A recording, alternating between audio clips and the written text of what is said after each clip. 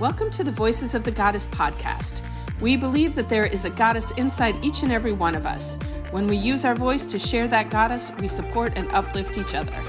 Join us each week as we interview women to receive the message of their goddess within.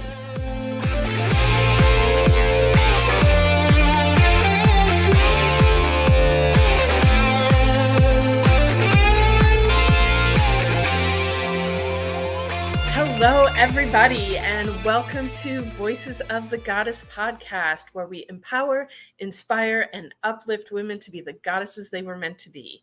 I'm your co-host, Julietta, also known as the Magical PT, and I am coming to you live here from sunny Fort Lauderdale, Florida, where it's hot as heck out now, and I'm missing winter already. Summer's barely started, but here in Fort Lauderdale, I have my own physical therapy practice, which is an holistic, alternative, magical practice where I support mostly women, but some men too, and some children on their healing journeys, and helping them understand that even though I'm a healer, my job as a healer is not to heal you, but to guide you in healing yourself, because you are the only one that can heal you. And in addition to all of that, I have a creative side to me where I create jewelries from crystals and gemstones, and I paint. And when I'm not doing all of that crazy stuff, I am here on this podcast, being a podcaster, because we all need lots of hats in this life. It makes life more interesting. And I'm presently being a dog mom, which is something really new for me for a few days here. And luckily my dog is a little bit more mellow right now than Addison's dogs. Your dog's also quite a bit older than my dogs. Yes, but she can be noisy when she's not happy, but right now she's just sleeping and enjoying the show. Yeah. So hey, co-host, introduce yourself. Yep. Sorry about that. I had a little bit of a dog issue. Another one. It was an explosive one. We'll put it that way. Ooh. Yeah, it's fun. So hi, my name is Allison Mancini. I am the co-host of this amazing podcast, and I'm excited to be here with you today. I am Operations and Human Resources Director for a company called The Goal Digger Girl. At The Goal Digger Girl, we basically help women show up authentically on social media, and we help women who are wanting to launch a business, do so, or maybe they started a business and they want to take it to the next level. That's what we do. So I am honored to serve our staff and our students, and my background and my love is in functional nutrition and in wellness. And so I get to support all of them in that way. Also as the human resources director. So it's a lot of fun. And I'm also a mom to a 25-year-old and a 22-year-old. I am also a dog mom to two very young dogs, both under a year and a half. So it's a little challenging around here sometimes. You might hear them crying or barking occasionally in our podcast interviews. And I also live in South Florida, and I think that covers it. That's all good. It's good. And we have a new sponsor for the month of June. So I'm super excited to announce our sponsor. Our sponsor is High Vibrations Energy Healing, and the owner is Rebecca Schaefer. She is absolutely beautiful, and we just had an amazing interview with her last week on our podcast. You can go check it out. And High Vibrations Energy Healing offers Reiki, meditation, and Kundalini yoga to heal emotional and physical pain and bring one into alignment with their true self. Reiki and Kundalini yoga is a powerful combination that can be used to heal subconscious patterns, strengthen the nervous system, activate the neutral mind, and bring one to higher levels of consciousness. Visit highvibrationsnow.com to learn more and book a Reiki session, participate in a cosmic Kundalini and Reiki healing circle, or register for any of her upcoming Kundalini yoga classes. And Julietta, I know that you just did one of her healing circles. I did do one of her healing circles. It was incredible. And, as someone who I've been in the healing energy world for a very long time, it's a part of what I do as a physical therapist. And also have a lot of people in that world, in my world. And I can say, having experienced Rebecca's work, that she is truly gifted, magical. I highly recommend her. And so if you're looking for some Reiki, some energy healing in your life, I confidently recommend her. Awesome. I love it. So today we are going to chat about saying yes to everything and why you shouldn't say yes to everything and wearing too many hats. Yeah, so I think as women, we're total people pleasers. We were talking about that a little bit earlier. We are nurturers. We want to take care of everybody. We want everybody to be happy and feel good and all the good stuff. And so we tend to say yes to a lot of things. And sometimes it can bite us in the butts. And yeah, we have to learn how to set some boundaries. And it's not that you can't necessarily say yes to things, but you definitely have to have some boundaries in what you're doing and when you're doing it. And I find that for me personally, the more I put boundaries in, the better I am. The more I put, for me, I do a lot of time blocking and a lot of scheduling, and that does help. But yeah, how about you, Julietta? Do you find yourself saying yes when you shouldn't? So the older I get, the less I do that. Good for you. Yeah. And I also, a lot of it is about tuning in and feeling like, should I say yes to this or should I say no to this? And honoring what my internal guide says to do. Because I was raised by two people pleasing.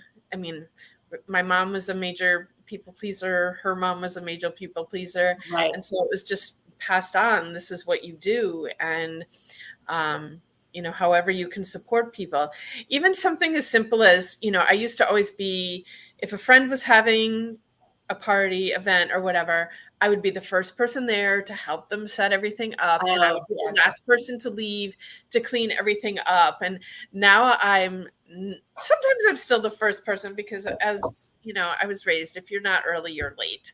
And so I'm always the on-time person. But I have given myself permission to leave a party, an event, whatever, whenever I feel like it, and even if I get there and 20 minutes later, I'm like, I'm done. I need to go home and recharge my batteries. I allow myself to do that. And I get in the car and I pat myself on the back because it was something, I didn't want to disappoint my friend. I didn't, I wanted to be there to support them. And, I don't have to do that anymore. Right. So, and there's things like in the past that weren't pleasing other people, but like I wanted to do it, but I would say no because I had all these other things to do. Now, if it's something I want to do, I say yes to me and do it and let everybody else worry about themselves. Yeah, I agree. That's awesome. Yes. All right. Look, I just said yes. There you go. There you have it. Like programmed. Yes. Should we bring our guest on? Yes, let's do that. Hello, Sylvia. I'm loving this conversation. Hello. Welcome to the show. Please introduce yourself and tell our audience a bit about what you do. Well, hi, I'm Sylvia Worsham. I'm based out of Austin, Texas, so another sunshine state. And I'm originally from South Texas, right on the border, so I'm full-blooded Mexican. And being raised by Mexican immigrants, well, I was a perfectionist achiever for a long time. And then it took me nearly dying in 2012 to kind of wake me up and say, you know what, I don't really like that life I'm living because, like Julietta was talking about earlier, I was a people pleaser. And like Allison was saying, I had trouble setting up healthy boundaries. And it's because I grew up with certain modeling. And I'm very grateful for that turning point that I encountered because it was the greatest blessing in my life. And since then, I shifted my lens over to living life with more joy. I am an author of my first book, Journey to Me, Trust the Wisdom of Change. And it talks about turning points and how they can be life-changing and how turning inward and something I call to your soul identity, to align to it, that will bring you a lot more joy and you'll find your divine soul's purpose. And so I'm an author. I'm a speaker. I was certified with the John Maxwell team in 2017, and I'm also a Turning Points coach. And I'm just so happy to be with y'all this morning. So thank you so much for having me. We are excited to have you on the show. Thank you for joining us. And that's so funny. I was just in Texas. My daughter just graduated from Baylor. So I was just, yeah. And I have a ton of family that lives all the way from Austin up to Dallas. And in fact, the owner of the company that I work for, she lives in Dripping Springs. So, so very close to me, about 45, 50 minutes for me. Yeah. Yeah. It's beautiful. I'm actually going to be back in Austin in July, and I can't wait. So, it would be so awesome to meet you. So, that would be fun. Let me know. Yes, that would be really cool. I would love it. So we're going to jump into our questions. And our first question for you is, what is one book do you wish that every goddess would read, and why? And how has it impacted you in a deep and meaningful way? If you're starting your personal growth journey, I highly suggest the 15 Invaluable Laws of Personal Growth, written by John C. Maxwell. And it is a book that really transformed my life back in 2010 when I took a mastermind on it. It was my first introduction to John Maxwell. And I'm very faith-based to some degree, so I aligned a lot to what John talks about. But those personal laws of growth, I've applied several in my life. In fact, the law of the trade-off, which he talks about in the book, I used during an interview when I was trying to get a job here in Austin, Texas, when I was moving in 2013 with my young son. I was getting remarried, and my former employer, Pfizer, wouldn't do a lateral move for me, even though I'd worked for them for 12 years. And so I had to start all over again. And I was interviewing with a medical device company, and they were really shocked that someone like me was willing to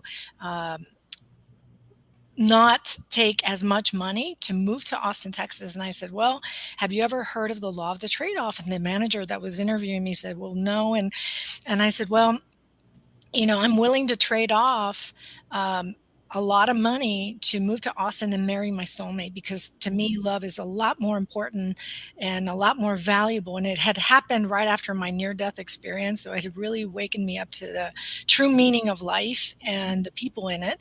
And it was, I think, the answer that really kind of turned him, because he was very much against hiring me. And it kind of turned it around. And I've used a lot of the laws that John talks about in that book. The law of reflection is a big one that I use in my own life and as a coach, because when we don't pause every day to learn what we've learned throughout life, if we just keep going, go, and fail to pause, we don't really grow. We don't really start applying these lessons that we're learning. And so the law of reflection is a big one that I use a great deal in my life and in my coaching practice. Yeah, I love that. I love John Maxwell stuff. So. Me too. Yeah, a little bit of junkie there. All right. Our next question is, what is your top self-care practice, and how does it support you? To me, it is huge to take yourself out on dates, ladies. Take yourself out on a date once a week, 1 to 2 hours max. And the reason why that's so important is because you are trying to improve the relationship you have with yourself. And if we go back to what Julietta and Allison, what you guys were talking about at the beginning, when you're people pleasers, is because you really don't know yourself, and you're just modeling what your mother or grandmother modeled down, one generation to the next. And when you start taking yourself out on dates, you start to really understand who you are and what you love and what brings you joy. So my recommendation is to make a list of all those things that bring you so much joy, and then do it once a week. And the more you do it, the more you increase self-love and self-care in you. And the more you start setting up these healthy boundaries that bring you a great deal more joy to your life. So that's my one tip that I love. I took myself out on a sushi date, and I had a nice glass of Chardonnay yesterday during the day. And I really enjoyed it. I watched people, and I wrote in my journal, and I did my gratitude journaling, and I was like the happiest person I could be. Oh, I love that. That's such a great idea. I'm gonna have to start incorporating that, because I'll do stuff for myself. Like I'll go get a pedicure, or I'll get a massage occasionally, but I like that. have a coworker who she started doing something little similar to that, but hers is to try a new adventure every day. And it doesn't have to be anything major. It could be as simple as watching a different show or going out and hugging a tree. I mean, it can be like really super simple things, but she started incorporating that on a regular basis. And she's like, it's been amazing. And it's almost like that idea of like, you know, taking yourself on a date. So I love that idea. I think that's I think self-love is something a lot of people miss out on. And they don't really understand what self-love is. I know I didn't. Growing up Mexican, they don't understand that concept. They think it's arrogant to love yourself. And so I think there's some elements there that could really help a great deal of people to take themselves. So yeah, awesome. It's a recurring theme often on the show that we all got to get to self-love. And it's funny, we have a book club in our Facebook group, and one of the things that was recommended in the book as I'm reading was taking yourself out on a date. And it kind of like hit me because I was single for 8 years, and so I took myself on a lot of dates. All the time I was doing stuff that, you know, I was alone, so I could do whatever I want, whatever I enjoyed. And, you know, now I've been in a relationship for about 1.5 years now. And when I read it, I had this realization, like, wow, you don't do things just for yourself anymore. And I'm like, it's the relationship is in a stable enough place that it's safe for me to now go and just do something that I want to do for me. And time to get back to that. So thanks for that. That little sign from the universe, like, yes, you got to do that. So my pleasure. My pleasure. Our next question for you, Sylvia, is we all have days where it's just difficult to show up, but we have to, you know, so what tools do you pull out of your pocket to rise up and get through? I think that's a question more geared towards, you know, why we do what we do for a living, you know, why we get up in the mornings. And so what I do is I have a little corner in my office where I keep all the gifts that my coaching clients have given me, because every gift reminds me of that journey with that client and why and how I help them. And it empowers me to continue those days, because we all have rainy days. We all have days that, especially if you're incorporating change in your life. I mean, change, most people view change like, oh no, I'm about to step into the unknown, and the fear of the unknown really stops them from really stepping in there with confidence and faith and joy. And that's more of a purpose. They really need to work on their purpose. Like, why do I do what I do for a living? Especially as entrepreneurs, we tend to struggle a little bit more with this question because there are so many waves to this journey. There's some very, very high highs, and then there's some very low lows. And on those low days, you got to be able to empower yourself and keep going because your light is so bright. And this world really needs your gifts.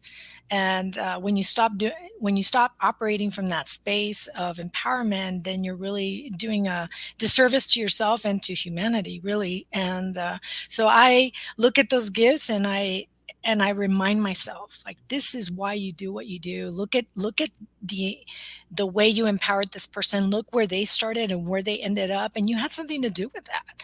And so that's how I pull myself out of there. I keep it everywhere. Some I keep in my car, because sometimes it hits me in my car as I'm driving and I get like a little bit shaky, but then I pull over and I read. I have little notes from kids. I did a class just recently with second graders, and I was teaching them how to kind of coach themselves out of anything bad, like any bad feelings that were showing up for them. And so I had these thank you notes and I kept them in my car. And just the other day I pulled them out. I was not feeling so great. And I started reading them. I just was like crying tears of joy, because I'm like, this is why you do what you do. So. Absolutely. And a message from a listener. She's like, wow, I tuned in at the right time. Love this. So, and that's exactly why we do this. You know, we're talking about the why. And Sylvia and I were talking before, we started the show today, and getting to this, Allison and I, we both have very full lives outside of this podcast. And, we, from time to time sit down and say, do we keep this going? And it's, messages like that from our listeners that, wow, that show that you had, the messages were just exactly what I needed to hear at that time. And thank you so much. And so, it's like, we check in, and it's like, yes, this podcast is serving people out there, and it's supporting women. And so, yeah, we keep going and make it happen. Even when we have crazy dogs and all kinds of other stuff going on in the life, we keep it going. So, our fourth question for you, Sylvia, is, and yes, everything that happens to us shapes who we are, but there's definitely some of those special big events that really impact us. So what is a life event for you, Sylvia, that has greatly formed who you are today? The one that really created the shift from achiever to author was nearly dying in 2012. And that was a big one. And this is a big theme for women, especially. I started retaking birth control pills after the age of 35 when I started dating my second husband. I thought, I really don't want to get pregnant out of wedlock, being from a Mexican heritage. That was the least of my worries, because what ended up happening was I developed pulmonary embolisms and Budd-Chiari syndrome, and that really put my life in the balance. I was given a 20% chance of surviving. I faced 6 doctors that kind of came into my hospital room and said those things. And in that moment, I surrendered to whatever waited for me in the ICU. And that surrender and that acceptance of my fate really shifted my lens a great deal, and started to I started that quest into, there's a reason why I survived. I had multiple emboli. I had probably 5 or 6, and then I had a massive blood clot. And so those things really, when you face death straight away, it changes you forever. And I just started a quest into finding out what my true purpose, divine soul's purpose was. And I started to turn inward more for my answers. I was an achiever prior to that. I worked in corporate America for 18 years, and I achieved to be happy. And after that incident, I started to really turn more towards my soul identity and align more to what I was meant or created to be. And the more I turned inward, the more answers came to me. And I started to act on whatever I was being prompted to do. And the more I did that, the more my path got revealed to me. And in 2017, I had a real strong prompting that said, call Bridget. And that was my mentor from the John Maxwell team, who I took that mastermind from, the 15 Invaluable Laws of Growth. And I called her, and she had years before had said, you're really talented, and I really think you would really benefit from working with us as a speaker, coach, and trainer. And because I was a perfectionist and I was an achiever and I was really a security seeker, I thought I needed in my mind medical insurance for my boy, since I was a single mom. And it was just my way of staying safe in my little zone. And not really branching out.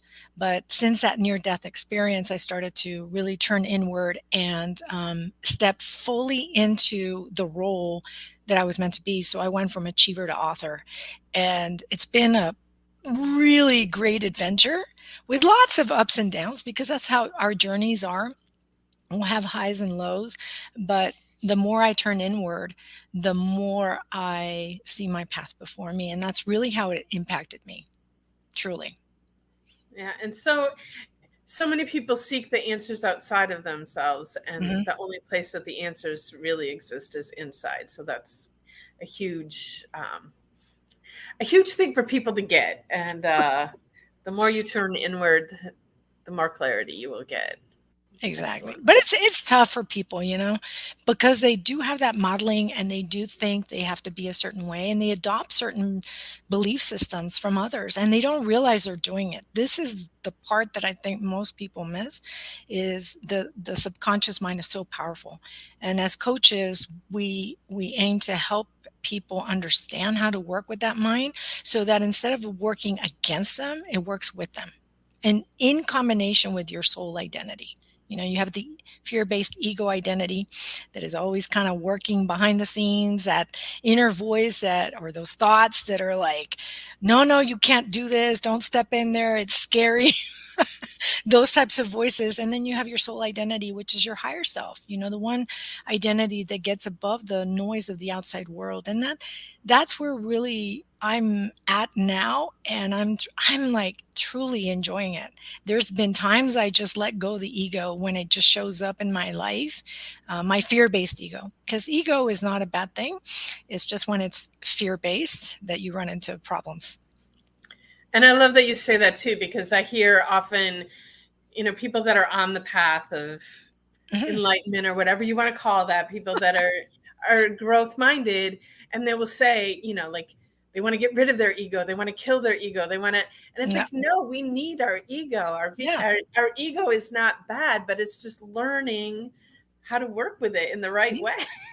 And it's funny because when people go through change, these two identities kind of battle it out.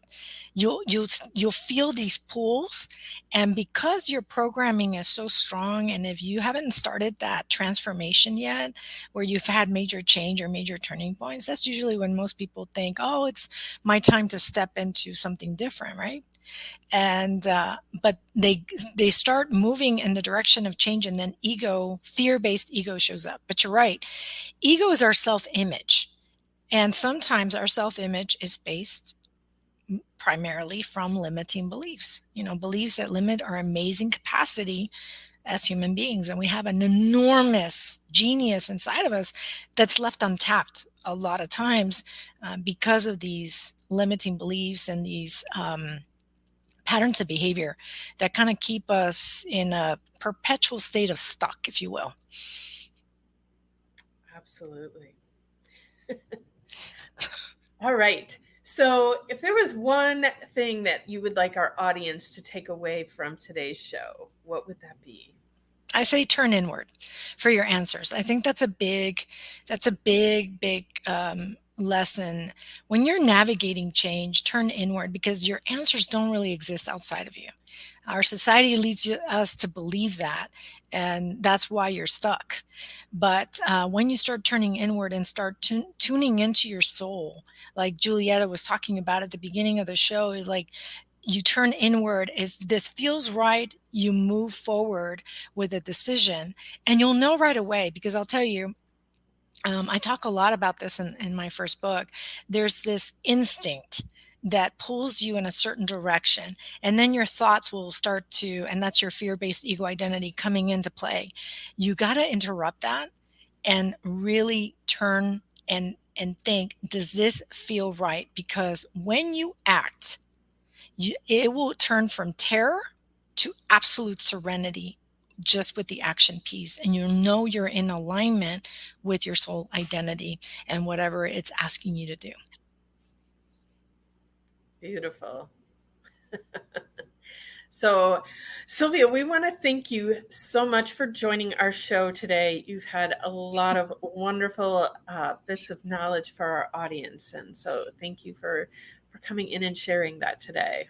Oh, it's been truly a joyful experience for me to be with you guys this morning and just getting to know each and every one of you. And really, Allison, when you come in July, let me know, and I'll drive to Dripping Springs. It's a beautiful drive from North Austin, so I don't mind it.